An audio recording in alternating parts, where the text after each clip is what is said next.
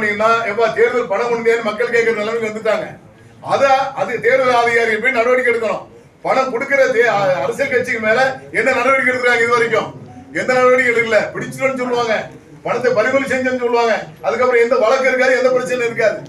ஆக பாதிக்கப்படுவது எல்லாமே முழுக்க 100% சாமானிய விவசாயிகள், வியாபாரிகள், நகை வியாபாரிகள், ஹோட்டல் வியாபாரிகள் என்று வியாபாரிகள் தான் பாதிக்கப்படுகிறோம். இது தவிர்க்கப்பட வேண்டும் என்பதற்காக தான் தமிழ்நாடு வணிகர்கள் பேரமைப்பும் ஒருங்கிணைப்பு குழுவும் இணைந்து இந்த போராட்ட தேதியை அறிவிக்கிறோம். 31ஆம் தேதிக்குள் நியாயமான முடிவு ஏற்படவில்லை என்று சொன்னார். 31ஆம் தேதி போராட்டம் என்பது தொடக்கமே தவிர அது முடிவல்ல என்பதை நான் தெரிவிச்சுக்கிறேன். 2026 சட்டமன்ற தேர்தலை முன்னிட்டு தேர்தல் ஆணைய விதிமுறைகளில் அதிகாரிகள் அத்துமீறல் செய்வதை கண்டிக்கும் வகையில் தமிழ்நாடு வணிகர் சங்கங்களின் பேரமைப்பின் சென்னை மண்டலத்திற்குட்பட்ட மாவட்ட நிர்வாகிகள் மற்றும் ஒருங்கிணைப்பு குழு சங்க நிர்வாகிகள் ஆலோசனை கூட்டம் தமிழ்நாடு வணிகர் சங்கங்களின் பேரவைத் தலைவர் திரு விக்ரமராஜா தலைமையில் மாநில தலைமையகத்தில் நடைபெற்றது. கூட்டு வந்தா மட்டும்தான் அந்த போராட்டம் ஓரளவு விசுபிசுப்பு இல்லாம இருக்கும். அது மாதிரி தோழமை அமைப்புகள் இப்ப நீங்க பாருங்க, நகை வியாபார சங்கம், ரமேஷ் சங்கம், கேட்டரிங் சங்கம் எல்லாமே ஃபுல் ஸ்ட்ரென்த் வரணும். அவங்க பாத்துக்கிடுவாங்கன்னு சொல்லி நீங்க பார்வையாளர் எல்லாமே சேர்ந்து தான் செய்யணும். தெரிஞ்சிடலாமா? எல்லாருமே கரும்பு சட்டை தேதி அறிவிச்சிடலாமா? எல்லாருமே கரும்பு சட்டை போட்டு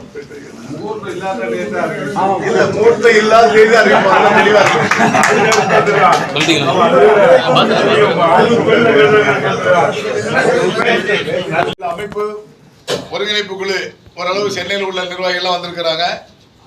அதுக்கு தமிழ்நாடு வணிகர்கள் பேரமைப்பு சார்பாக நெஞ்சார்ந்த நன்றியை தெரிவித்துக் கொண்டு முழுவதும் தேர்தலை ஒட்டி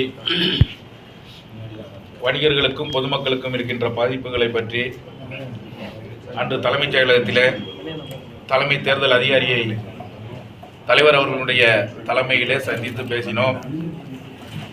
உண்மையிலேயே தலைமை தேர்தல் அதிகாரி அவர்கள் இணக்கமாக எந்த பிரச்சனையும் ஏற்படக்கூடாது என்ற நல்லெண்ணத்தின் அடிப்படையிலே நம்மை எல்லாம் அழைத்து பேசி முதலில் விழிப்புணர்வு கூட்டத்தை ஏற்பாடு செய்வதாக அவர்கள் உறுதியளித்தார்கள். ஆனால் தமிழகம் முழுவதும் இருக்கின்ற மாவட்டங்களில் வணிகர் அமைப்புகள் மற்றும் சமூக நல அமைப்புகளை அரவணைத்து விழிப்புணர்வு கூட்டம் நடத்தவில்லை என்பதை மிகவும் வேதனையோடு தெரிவித்துக் கொள்கிறோம். அதற்கு அடுத்ததாக ஒவ்வொரு மாவட்டம் தோறும் வணிகர் அமைப்புகளை ஒரு சிறப்பு குழுக்கள் அமைத்து அந்த பகுதியிலே பாதிக்கப்பட்ட வணிகர்களுக்கும் பொதுமக்களுக்கும் ஏதாவது இடையூறுகள் ஏற்பட்டால் ஒவ்வொரு மாவட்டம் தோறும் ஒரு அதிகாரியினுடைய கவனத்தை, அவருடைய தொலைபேசி எண், அவருடைய முழு முகவரியை அளித்து வணிகர்களும் பொதுமக்களும் அந்த தொகையை பெற்றுக்கொள்ளலாம் என்று உறுதியளித்திருந்தார்கள். அந்த செய்தியும் இதுநாள் வரை வெளியில் வரவில்லை. எனவே தலைமைச் செயலகத்தில் இருக்கின்ற அதிகாரிகள் தெளிவாக இருக்கிறார்கள். இந்த திட்டம் புலிகளுக்கு வைக்கின்ற வலையிலே எலிகள் எல்லாம் மாட்டிக்கொள்கிறது என்பதுதான் நிதர்சனமான உண்மை. பணம் கொடுப்பவர்கள், நாங்கள் அன்றே கேட்டோம், இதுவரை பணம் கொடுக்காமல் தேர்தல் நடந்திருக்கிறதா என்று கேள்வி எழுப்பினோம். சிரித்தார்கள். பணம் கொடுத்தவர்களை இதுவரைக்கும் பதவியில் இருந்து எடுத்ததா வரலாறு, தேர்தல் அதிகாரியினுடைய வரலாறு கிடையாது. எனவே தவறு செய்தவர்கள் தொடர்ந்து தவறு செய்து கொண்டிருக்கிறார்கள். தனது தொழில் வணிகத்திற்காக மூலதனமாக கொண்டு வரப்படுகின்ற பணத்தை எடுத்துக்கொண்டு போகிற பொதுமக்களும் வணிகர்களும் பாதிக்கப்படுகிறார்கள். இந்த தருணத்திலே நாம் இதற்கு என்ன செய்ய வேண்டும் என்று சொன்னால், சில தலைவர்கள் கடையடைப்பு நடத்த வேண்டும் என்று சொன்னார்கள். கடையடைப்பு என்பது கடைசி ஆயுதமாக இருக்க வேண்டும் என்பது என்னுடைய கருத்து. உடனடியாக இன்று கூட்டப்பட்ட கூட்டத்தினுடைய தலைவர்கள் கூறிய செய்தியை மீண்டும் ஒரு முறை தலைமை தேர்தல் அதிகாரிகளுடைய கனிவான பார்வைக்கு, நீங்கள் அன்று தேர்தல் என்று அறிவித்த அடுத்த 5 நிமிடங்களில் தமிழகம் முழுவதும் ஆங்காங்கு வாகனங்களை மறைத்து இந்த செய்தி எளிய மக்களுக்கு போய் சேருவதற்கு முன்பாகவே நீங்கள் உடனடியாக கெடுபிடிகளை ஆரம்பித்து விட்டீர்கள். இந்த செய்தி அந்த பொதுமக்களினுடைய பார்வைக்கு செல்வதற்கு முன்பாகவே பல ஏழை எளிய நடுத்தர மக்களினுடைய பணம் பறிமுதல் செய்யப்பட்டு விட்டது.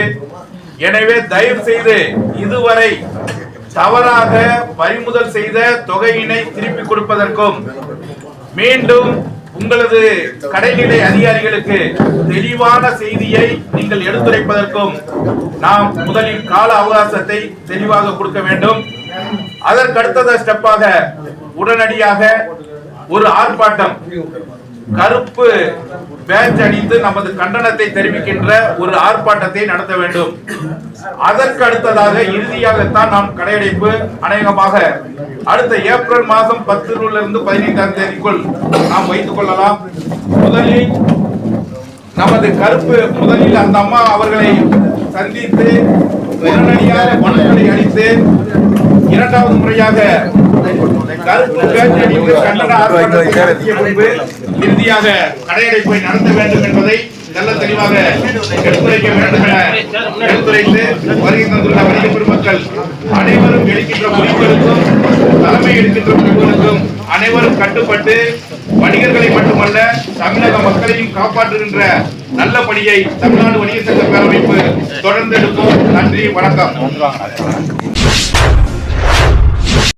வணிகர்கள் கொண்டு சொல்கின்ற ரொக்கத்தை, வணிகர்களின் முதலீட்டை, வணிகர்களின் அன்றைய வாழ்வாதாரத்தை இந்த தேர்தல் அறிவித்த உடனே கொஞ்சம் கூட கருணை, ஈரம் எதுவுமே இல்லாமல் இது எப்படி வந்தது, இந்த ரூபாய் எதற்காக கொண்டு செல்கின்றார் என்கின்ற எண்ணமே எள்ளளவும் இல்லாமல் அவர்களை பறிமுதல் செய்ய வேண்டும், அந்த பணத்தை பறிமுதல் செய்ய வேண்டும். இதுல 2 குறிக்கோள் இருக்கிறது. ஒன்று, பறிமுதல் செய்கிற அதிகாரி அந்த இடத்திலேயே 1000-500 பெற்றுக்கொண்டு திருப்பி அளிக்கின்ற நிலைப்பாடு.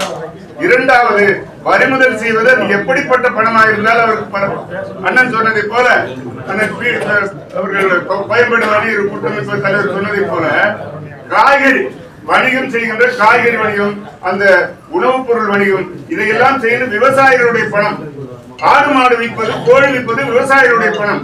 இந்த பணத்தை பறிமுதல் செய்து நன்றாக தெரியும் கோயம்பேடு மார்க்கெட்டில் அங்கே என்ன பணம் விநியோகம் நடக்கிறதா, வாக்குக்கு பணம் செல்கிறார்களா, இல்ல இங்க போத்தி சேர்த்தாப்புலே இப்பொழுது நீங்க போனால் போத்தி சேர்த்தாப்புலே ஆபீசர் நின்று கொண்டிருப்பார். போத்தி சேர்த்தாப்புலே விநியோகம் நடக்கிறதா, ஜிஆர்டி முன்னாடி விநியோகம் நடக்கிறதா? இல்லவே இல்லை. இதெல்லாம் பொதுவான கருத்து, அவருக்கு தெரியாத அந்த அதிகாரிக்கு எல்லாமே தெரியும். ஆனால் அவருடைய நோக்கம் பூரா எனக்கு இந்த பணி அளிக்கப்பட்டிருக்கிறது, நான் இவ்வளவு பறிமுதல் செய்தேன், இப்படி நான் இந்த அரசுக்காக நான் பெரிய பணியாற்றிக் கொண்டிருக்கிறேன் என்பதை பறைசாற்றுவதற்காகவும் ஏழை எளியவர்களின் அந்த எண்ணங்களை பிரதிபலிப்பதே இல்லை என்கின்ற நிலைப்பாட்டை எடுத்து ஒரு சாதாரண மருத்துவமனைக்கு செல்கின்ற பணத்தை கூட ஒரு போன் பண்ணி பேசினா போதும், இந்த மருத்துவமனைக்கு இவங்க பணம் கட்டணுமா, கேட்டுட்டா முடிஞ்சு போச்சு. இந்த நோயாளி உள்ளே இருக்கிறாரா, கேட்டா முடிஞ்சு போச்சு, கேட்டுட்டு அந்த பணத்தை கொடுக்கலாம். அரசு வங்கியிலிருந்து 10 லட்சம் ரூபாய் ஒரு ரொக்கம் எடுப்பது 9,99,000 ரூபாய் எடுக்கிறதுக்கு பெர்மிட் பண்ணிருக்கு. நீங்க 9,99,000 ரூபாய் எடுத்துட்டு வெளியே வரலாம். அந்த பணத்தை பேங்க்ல வெளியே வந்த உடனே 9,99 நீ வச்சிருக்க, நீ 50,000 மேல வச்சிருக்க கூடாது, பிடிக்கிறது எவ்வளவு பெரிய தப்பு. அதே மாதிரி நீங்க வீட்டுல வச்சிருக்கிற ரொக்கம் 9,99,000 ரூபாய் பேங்க்ல கட்டலாம். அதுக்கு எந்த கணக்கு யாருமே இருக்காது. சின்ன சின்ன சேமிச்சு வச்சிருப்பான், 50-100 சேமிச்சா 5 லட்சம் 10 லட்சம் வச்சு. அடுத்து வருகின்ற தேர்தலாக இருந்தாலும் எந்த ஆட்டிலே நடந்தாலும் சரி, நமக்கு ஒரு விடிவெள்ளி கிடைக்கும் என்பதை சொல்லி வாய்ப்புக்கு நன்றி கூறி விடைபெறுகிறேன். நன்றி, வணக்கம். தலைவர் விபிஎம்.